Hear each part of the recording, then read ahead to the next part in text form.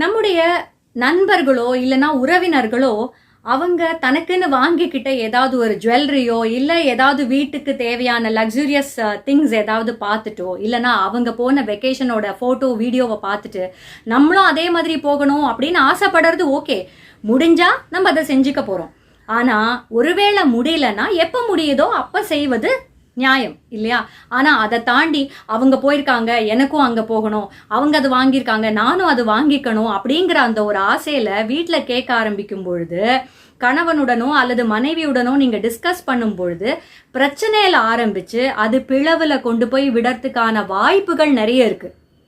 கூடுமான வரைக்கும் நமக்குள்ள இருக்கக்கூடிய விஷயங்களை நமக்குள்ளேயே வச்சுக்கிட்டு நம்முடைய சந்தோஷங்களை நமக்குள்ளே வைத்து கொள்ளும் பொழுது பெரிய பிரச்சனை எதுவும் வரது கிடையாது. ஆனா வெளியில யாரோ எதுக்காகவோ போனதோ எதுக்காகவோ வாங்கினதை வச்சுக்கிட்டு அதுவும் எனக்கு இருந்தால் மட்டுமே எனக்கு சந்தோஷம் கிடைக்கும் அப்படின்ற ஒரு மாய வலையில விழும்போதுதான் பிரச்சனை ஆரம்பிக்க போகுது.